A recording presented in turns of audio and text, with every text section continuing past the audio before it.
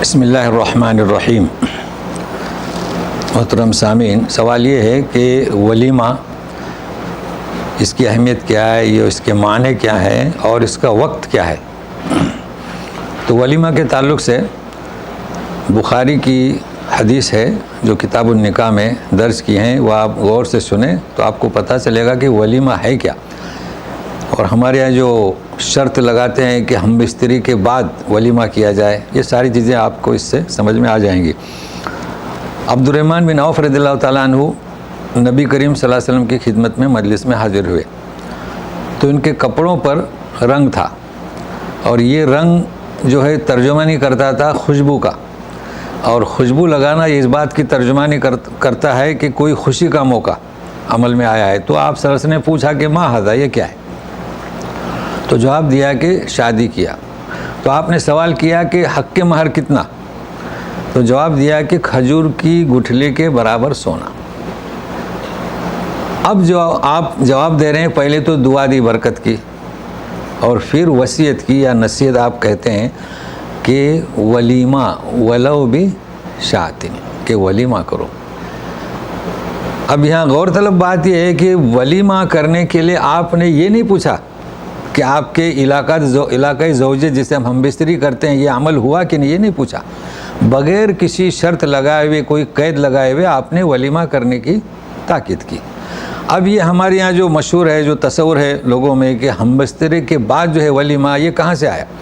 پہلی بات یہ ہے کہ ولیمہ کے تعلق سے نہ قرآن شریف میں کوئی ایسا اشارہ ملتا ہے کہ ہمبستری کے بعد ولیمہ، اور نہ احادیث میں، جیسے کہ حدیث میں آپ کے سامنے پیش کیا۔ تو پھر ولیمہ کہتے کسے ہیں اور یہ لوگوں میں تصور کیسے آیا؟ فقہاء نے جو ہے ایک بات لکھی ہے کہ خلوت کے بعد، تو اب ہمیں دیکھنا چاہیے کہ خلوت کسے کہتے ہیں اور ولیمہ کسے کہتے ہیں۔ ولیمہ اس کے لغت کے اندر معنی ہے کسی خوشی میں دعوت کرنا۔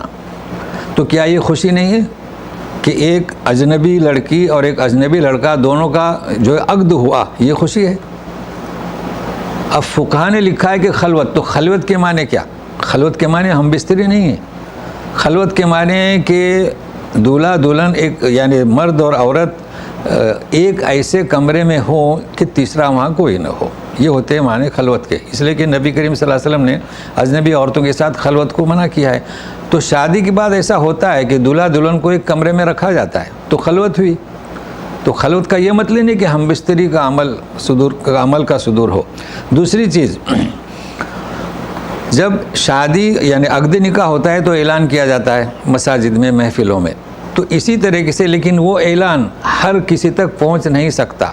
مان لیجیے کہ آپ نے مسجد میں نکاح کیا، تو اس کو مکمل کرنے کے لیے آپ کھانے کی دعوت دیں، تو لوگوں کو معلوم ہوتا ہے کہ بعض لوگوں کو نکاح کے اعلان سے، بعض لوگوں کو ولیمہ کی دعوت سے کہ یہ لڑکا اور لڑکی اب مختص ہو گئے اور عقد نکاح میں جڑ گئے، یہ اس کا مقصد ہے۔ تو ولیمہ شروع کب ہوگا؟ سوال یہ آتا ہے کہ ہماری شریعت مطہرہ کیا اس بات کو پردے کے باہر نکالے گی؟ کیا ایسی کوئی دلیل ہے؟ کہیں بھی نہیں ہے کہ آپ جو ہے اعلان کریں کہ ہم بستری ہو چکی اور اس کے بعد ولیمہ، یہ سوچ ہماری غلط ہے۔ ایسا شریعت مطہرہ میں کبھی نہیں ہے۔ دیکھیے آپ سورہ نساء کی 43 آیت نکالیں تو اللہ تعالیٰ فرماتے ہیں او جاء احد منکم من الغائط۔ غائط کسے کہتے ہیں؟ پہلے زمانے میں ہمارے گھروں میں باتھ روم نہیں رہتے تھے، بلکہ لوگ قضائے حاجت، ہمارے یہاں کہتے ہیں قضائے حاجت لیکن ہائی لینگویج میں، اور لوگ کہتے ہیں پاخانہ اور کیا سنڈاس، اس قسم کے الفاظ استعمال کرتے ہیں، مگر اللہ تعالیٰ نے کیا لفظ استعمال کیے ہیں؟ حائط کسے کہتے ہیں؟ حائط اس جھاڑی کو کہتے ہیں جس کی آڑ میں لوگ قضاء حاجت کے لیے بیٹھتے تھے۔ تو نہ قضاء حاجت کا لفظ استعمال کیا، نہ پیشاب کا، بلکہ جو جھاڑی کے آڑ ہو کر آئے۔ تو کیسی تہذیب ہے؟ اللہ تعالیٰ نے اسے پردے میں رکھا کہ کوئی خاتون ہے، کوئی مرد ہے۔ تو اسی طریقے سے شریعت مطہرہ یہ کیسے پسند کرے گی کہ میاں بیوی کے ہم بستری کا بھی اعلان کر دیں؟ لہٰذا یہ سوچ ہماری غلط ہے، تصور ہمارا صحیح نہیں ہے، اور ہم نے فقہاء کے اس قول سے کہ خلوت، تو خلوت کو بھی ہم نے ہم بستری سمجھ لیا۔ لہٰذا آپ کو معلوم ہونا چاہیے ان باتوں سے کہ ولیمے کا وقت کب شروع ہوگا؟ جب عقد نکاح عمل میں آیا، آپ اس خوشی میں ولیمہ کر دیں تاکہ نکاح کا اعلان مکمل ہو جائے۔ لہٰذا جب بھی کسی محفل میں عقد نکاح ہوتا ہے اس وقت ہی جو آپ کھانا کھلائیں گے وہ ولیمہ کہلائے گا، آپ کو اس کا اجر ملے گا۔ اور دوسری چیز یہ ہے کہ آپ کا وقت بچے گا۔ دوسرا ہے کہ ہم بستری کا اعلان، یہ غیر مناسب غیر تہذیبی بات ہے، اس سے بچیں گے، فضول خرچی سے بچیں گے۔ تو اللہ تعالی ہم سب کو سمجھنے کی، اس پر عمل کرنے کی توفیق عطا فرمائے برحمتک یا ارحم الراحمین۔